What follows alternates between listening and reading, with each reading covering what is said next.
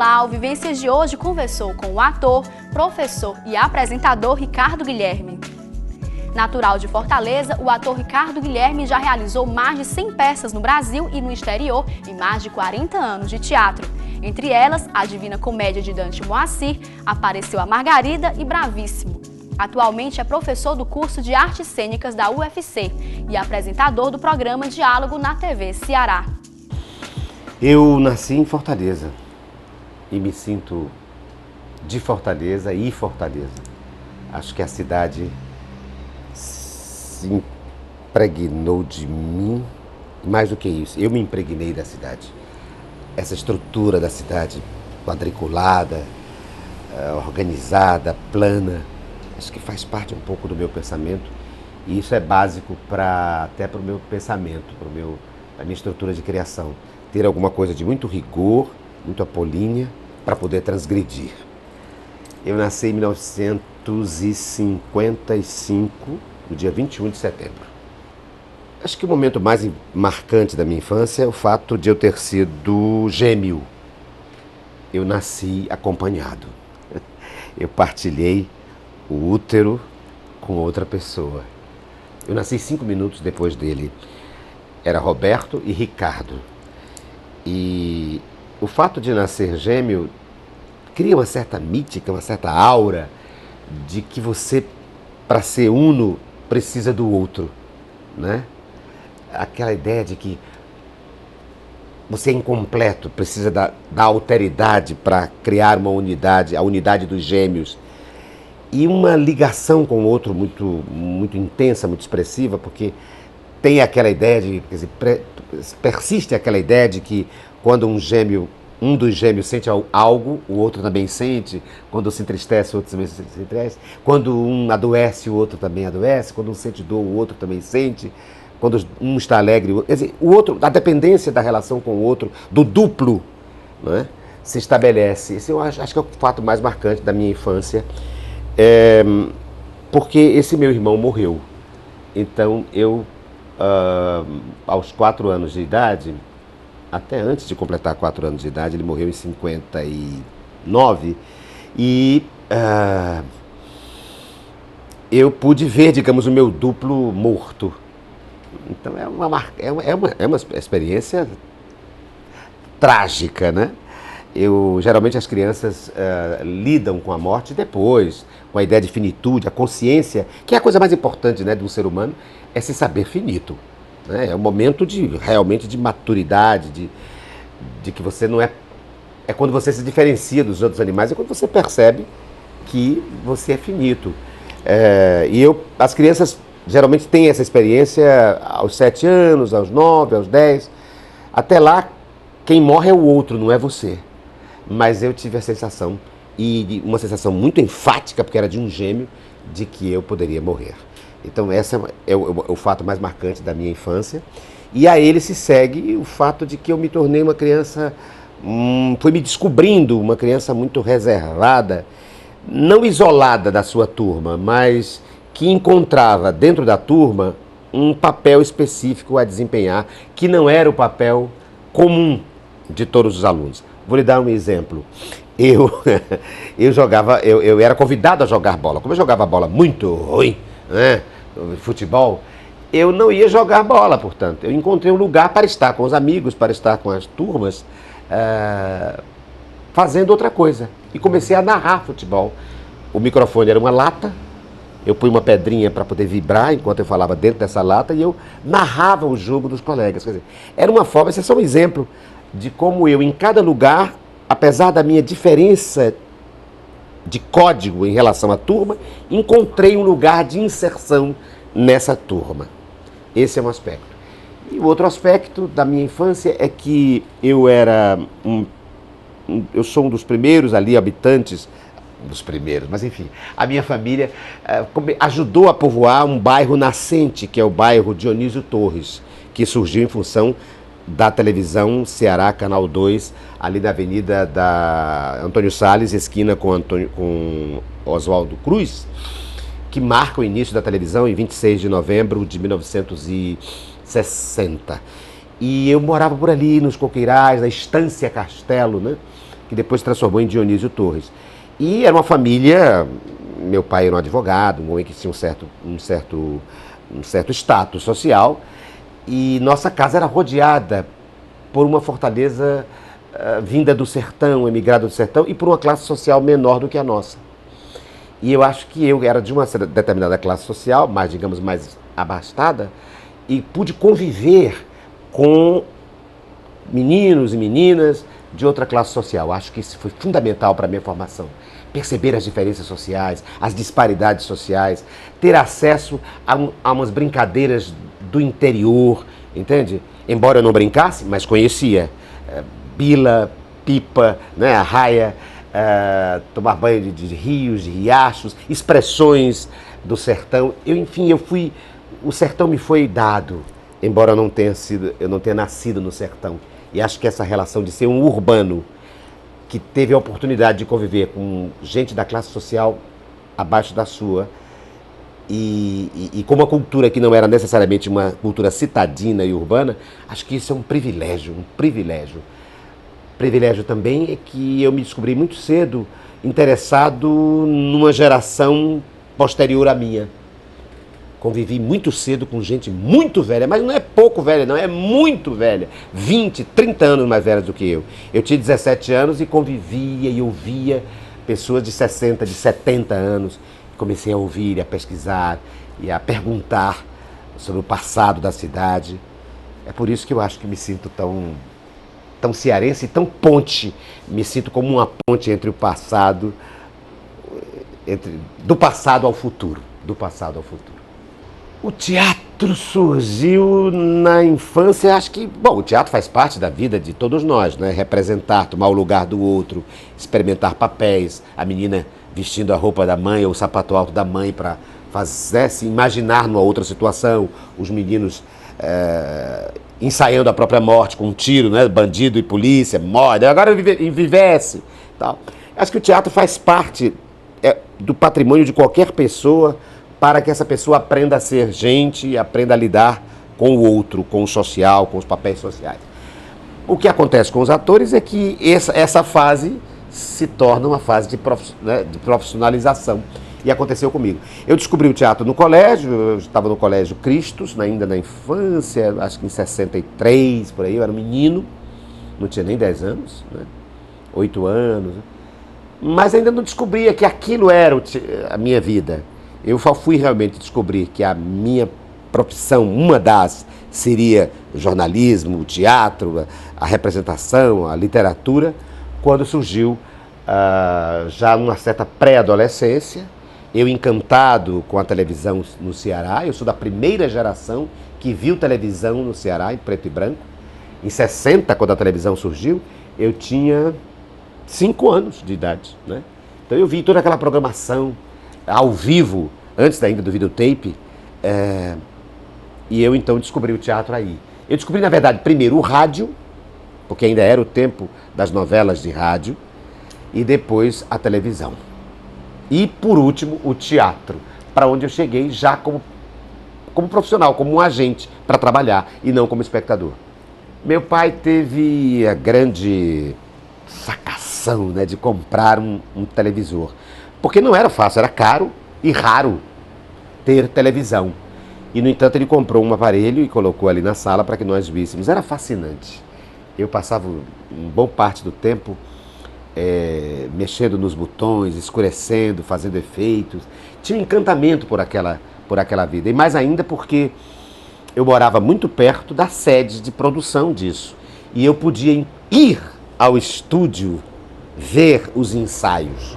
Eu, na verdade, eu nasci para o mundo da televisão, do teatro, né, da literatura, a partir dessas visitas que eu fazia à TV Ceará, Canal 2, para ver os ensaios, os atores, o fascínio. Os atores aqui eram ídolos, né? Nós não tínhamos ainda videotape, não conhecíamos, não éramos repetidora de nenhum eixo de produção Rio-São Paulo. Então os nossos atores eram ídolos e se fazia um teleteatro com peças, adaptações de romances, peças da literatura universal. Então, houve assim um encantamento, uma abertura para o aparecimento da televisão em preto e branco.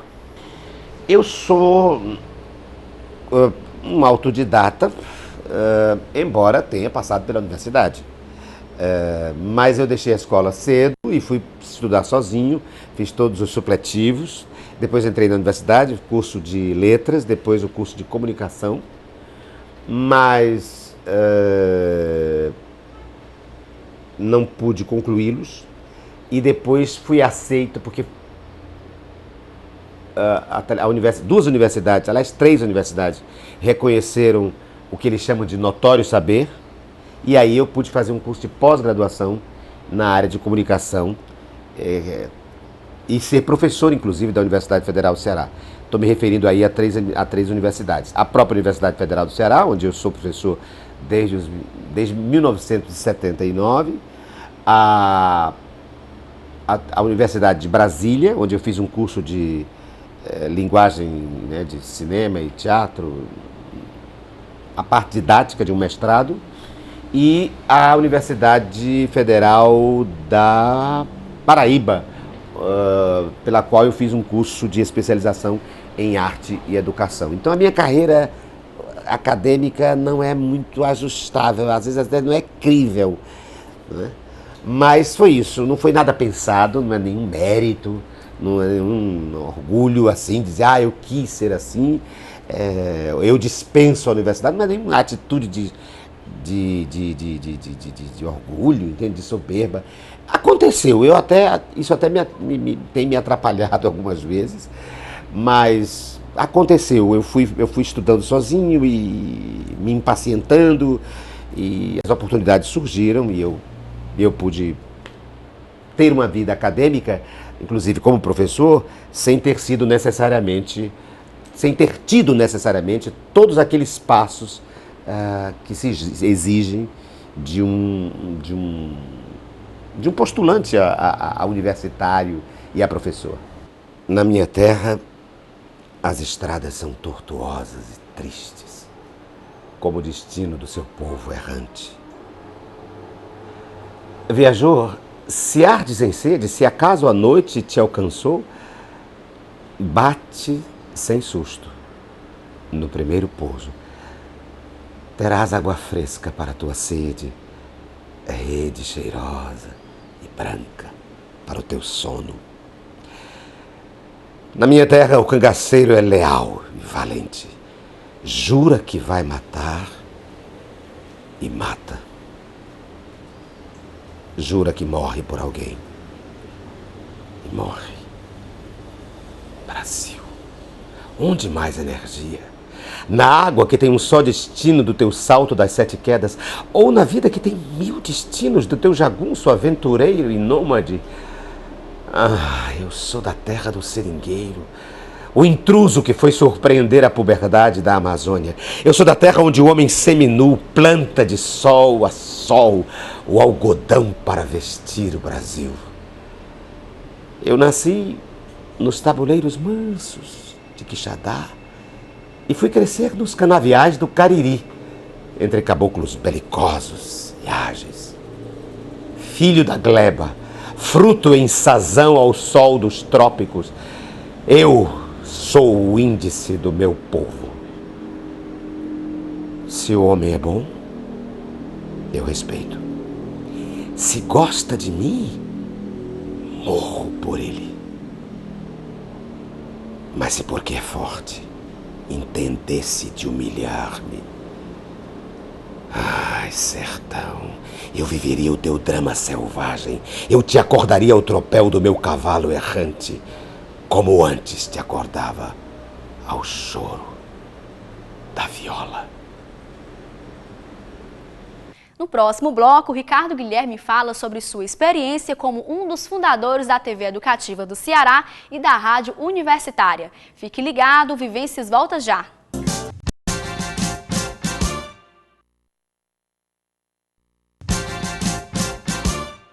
O ator e professor Ricardo Guilherme é o nosso convidado do Vivências de hoje. Neste segundo bloco, Ricardo nos conta sobre sua trajetória internacional e os prêmios recebidos em mais de 40 anos de profissão. A TV Educativa do Estado do Ceará, que depois transformou em TVC, né? Canal 5, surgiu no dia 7 de março de 1974. E eu estava lá já como locutor de cabine, ou seja, anunciando, sem estar em quadro, mas anunciando pela voz a programação e tal, desde a época da pré-inauguração. Eu estou lá desde antes da inauguração, eu estou lá desde janeiro de 1974. O Guilherme Neto, que é essa grande figura de jornalista e de homem de televisão, foi um dos fundadores, o primeiro diretor, né, da fase cearense da televisão nos anos 60, o pioneiro da televisão no Ceará. Ele é meu tio e ele era contra que eu fosse de televisão. Me proibia, inclusive, estar na televisão. Achava que eu devia estudar, que eu devia... Ele dizia sempre ao meu pai, meu Almiro, que é o meu pai, Almiro Vieira dos Santos, e a minha mãe, Wanda Guilherme Vieira dos Santos. Ele dizia aos dois: esse menino gosta de ler, gosta de estudar, etc., e pode se empolgar com essa ideia de televisão e tal, e vai se perder nos estudos. E o máximo que ele pode ser aqui na televisão é chegar ao meu lugar, que eu sou diretor da televisão. E ser diretor da televisão, ele dizia, não vale nada, esse menino tem que ter um futuro melhor. E me proibia de ir para a televisão. Mas quando eu completei 18 anos, em 73, ele me chamou e disse, bom, eu tentei tirar você dessa bobagem de querer ser de rádio, televisão, jornal e literatura. Mas como não consegui, agora você é um adulto, não posso impedir que um adulto tenha uma profissão. Já que você quer isso, eu vou baixar a guarda e avisar você que vai se inaugurar, no próximo ano, que é 74, uma nova televisão, que é a televisão educativa do Estado do Ceará. Você vai para lá, vai fazer testes, etc. E ele assumiu a direção artística dessa emissora e eu participei, então, desses cursos de televisão e estreei na televisão, como a primeira voz que aparece na televisão educativa do Estado do Ceará. Eu adoro essas coisas de ser, né? O cearense gosta dessas coisas, de ser os pioneiros, o inaugural, ter um olhar inaugural sobre as coisas, inventor das coisas. E eu, então, fui o primeiro rosto, um dos primeiros rostos, a aparecer em cores, num programa da TV Ceará Canal 2, em 73, e a primeira voz da televisão Ceará Canal 5, como locutor. Depois me transformei em produtor, cargo em que estou até hoje. Eu estou na televisão educativa, que hoje é TVC, há mais de 37 anos, quase 40 anos eu tenho de televisão, ou mais de 40 anos de televisão. E de rádio, porque eu também participei do Rádio Teatro da Ceará Rádio Clube. E a rádio universitária surgiu em 81. Lá fui eu convidado para ter programas, e eu fiz vários programas. Caminhos da Cultura, o programa sobre antropologia cultural, a Crônica de Fim de Tarde, eu era cronista diário da rádio, o programa Opinião de Entrevista, um programa chamado Centro de Debates, que era um debate também semanal sobre vários temas, um programa sobre teatro chamado E Por Falar em Teatro, enfim. Eu tenho um orgulho de ter participado daquela equipe de fundação da rádio, mas é óbvio que quem fundou a rádio foi o reitor, Paulo Eupírio de Menezes Neto, e a equipe que ele contratou para liderar um grupo de profissionais do rádio e da televisão, a equipe essa de diretores que tem aí o Marcondes Rosa, o Roger Rogério e o professor Clóvis Catunda. E eu era um desses profissionais liderados por esse trio, para produzir uma rádio educativa, uma rádio que desse voz à universidade, né? A gente dizia, meu Deus, nós temos aqui a maior equipe de produção de conhecimento de que uma rádio pode ter, né? Uma universidade. O que nós temos que fazer é transformar em palatável, em acessível, essa riqueza de conhecimento que a universidade produz, através da emissão ou das emissões da rádio universitária FM. Eu viajei muito nos anos 70 pelo Brasil, havia um projeto chamado Projeto Mambembão. Viajávamos divulgando a dramaturgia do Ceará, Rosa do Lagamar, de Eduardo Campos, O Morro do Ouro e outras. E depois eu, em 84, comecei a viajar para festivais internacionais. Então eu tenho aí uma boa, com a peça Apareceu a Margarida, que é o primeiro solo que eu faço. Eu tenho vários, e esse é o primeiro solo. Essa foto aí é da Apareceu a Margarida, já de uma versão mais recente, né? Porque quando eu fiz essa peça eu tinha 20 e poucos anos e viajei por uma boa parte do mundo. França, Itália, Tunísia, que mais? Portugal, enfim, Angola, Nicarágua. Tive uma experiência linda em trabalhar com teatro em plena guerra civil, né? Eu tive na guerra civil de Angola e na guerra civil da Nicarágua, né? E fazendo conferências. É interessante porque fazendo a peça e levando a ideia de que o Brasil não se restringe ao país do futebol, não é? E das mulatas, e muito menos ao eixo Rio-São Paulo. Quer dizer, eu era um profissional de uma universidade do Nordeste, falando sobre a cultura do Nordeste e desestigmatizando um pouco essa ideia do Nordeste que o exterior tem, como se o Nordeste não fosse capaz de produzir, apesar dos seus problemas sociais, uma cultura, né? Apesar e por causa mesmo dos seus problemas culturais, uma cultura riquíssima de um imaginário basilar para a cultura brasileira. Então eu tenho um orgulho de ter sido esse ator, esse professor que como é que chama? Contribuiu para que nos meios acadêmicos e artísticos essa mentalidade fosse acrescida em relação ao imaginário que os povos estrangeiros têm em relação ao Brasil. Então eu vivi tanto em países chamados terceiro mundo, mas também percorri a países em desenvolvimento científico e tecnológico mais adiantado. Alemanha, Itália, França, etc. Sempre como professor convidado e fazendo teatro, dando aula de teatro e fazendo teatro. Eu tenho um prêmio importante aí, que eu acho que é o prêmio da Unesco. Em 87 eu escrevi uma peça chamada Frei Tito, Vida, Paixão e Morte, e ganhei uma menção honrosa. Uma peça sobre um cearense, importantíssimo, né? Sobre um dominicano que participou da luta de esquerda contra a ditadura, torturado, um mártir. E eu escrevi a biografia desse homem no teatro, e essa peça recebeu, num concurso internacional da Unesco, uma menção honrosa, que foi a única dada ao Brasil naquele ano, 87. Mas o fato de ter... E tem outros prêmios, claro, a Assembleia, o Teatro de Alencar, a Câmara Municipal de Fortaleza, enfim, mas tem vários prêmios, mas o próprio Carlos Câmara, o prêmio Carlos Câmara pelos 30 anos de teatro. Mas eu acho que o grande prêmio é a oportunidade de ser um artista radicado em Fortaleza, radicado no Ceará, e ter podido percorrer tantos lugares que geralmente um artista, digamos, um poeta municipal não percorreria, entende? Eu acho que esse é um dos orgulhos assim, que eu tenho da minha trajetória, embora não tenha sido pensado, volto a dizer.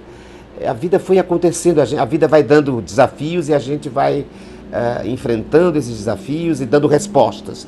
E uma das respostas foi essa: eu me tornei um artista que olha o mundo a partir de Fortaleza, que viaja assim, que faz intercâmbio com outras mentalidades geográficas e históricas, mas que não perde o seu ponto, o seu epicentro, que é a cultura do Ceará, o seu lugar, a sua cidade. Está aqui o MEI. O MEI é no meio desses arredor. O mundo é grande, mas o Ceará é maior. A gente se embrenha, mas, gente, parece que o Ceará vai e vem dentro da gente e faz com que a gente se encangue ao MEI, ao sangue. Ê, Ceará, que será de Ará? O MEI é só Ma, o mei é o mel, o mei é só o mi. O mei é a mãe. Iracemãe, eu voltei. Se arreganhe, minha mãe, que eu vou sair outra vez do teu meio. Eu voltei. Ei, ei, ei! No próximo bloco, Ricardo Guilherme fala sobre os espetáculos mais marcantes em mais de 4 décadas de carreira como ator de teatro. Fique com a gente, voltamos já!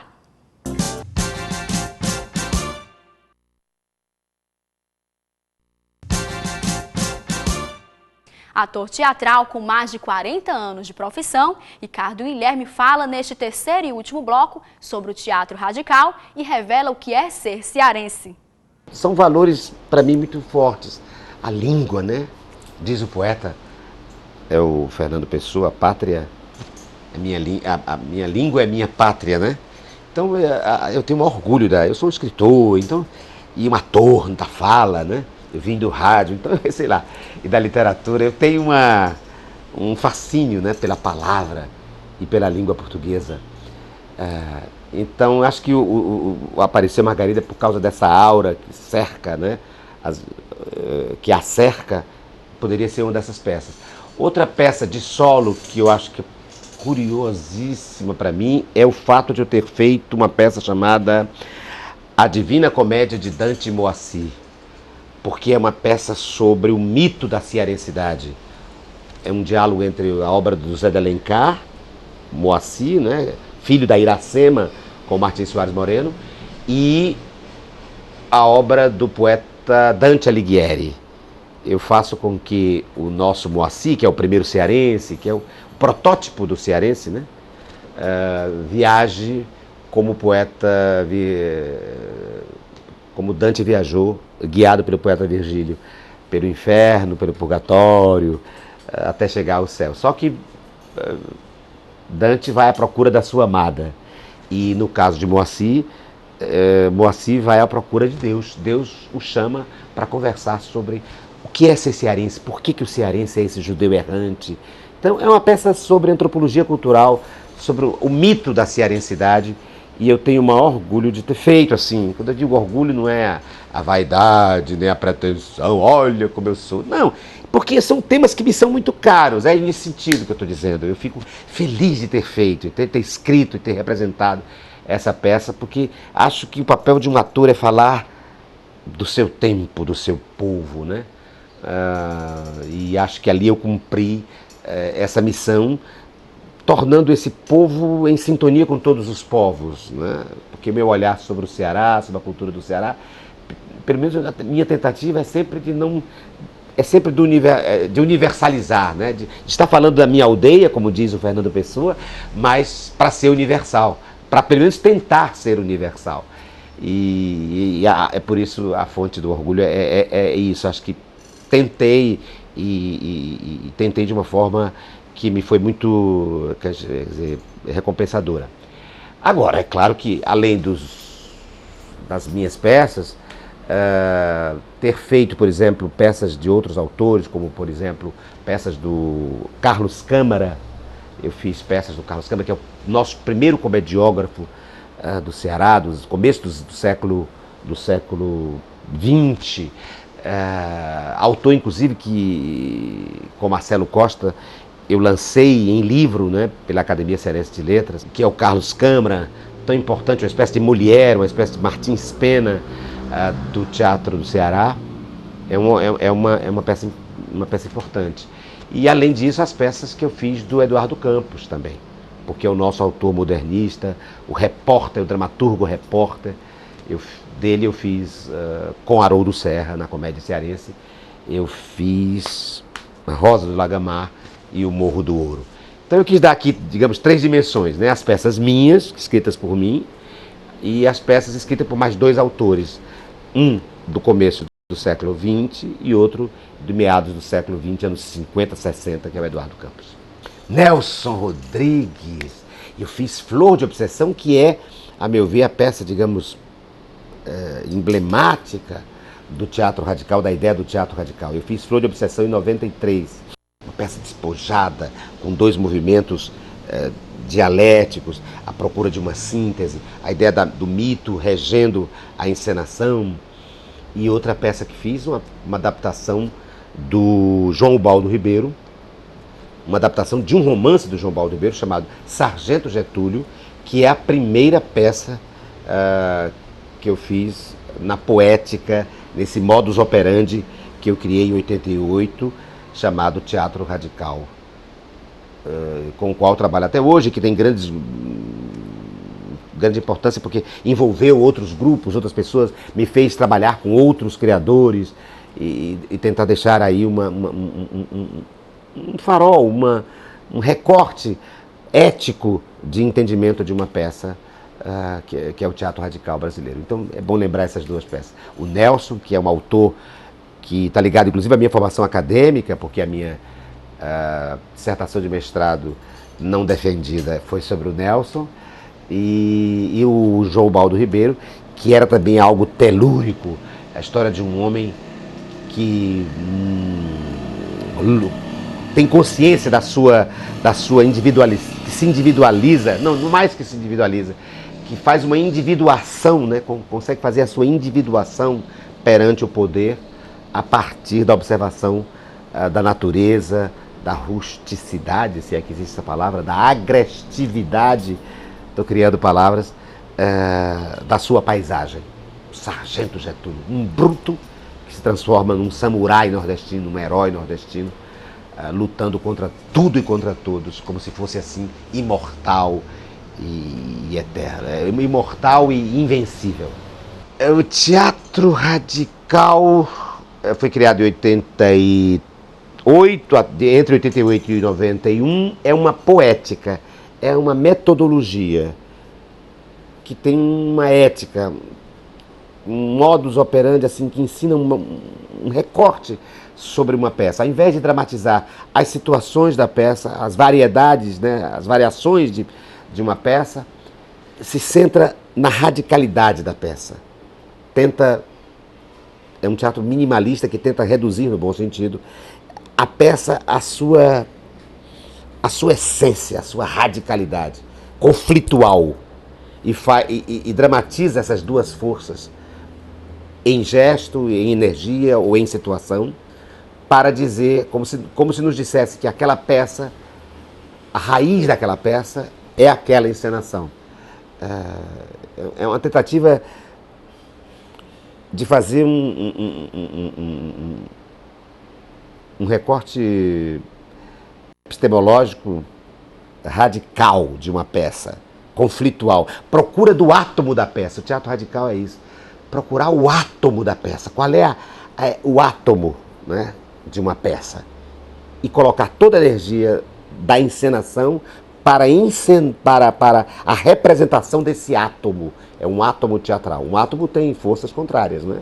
Mas ele é que nutre, né? Ele é a energia menor, né, e ao mesmo tempo maior de qualquer coisa, o átomo. Então é um teatro atômico, né, no bom sentido.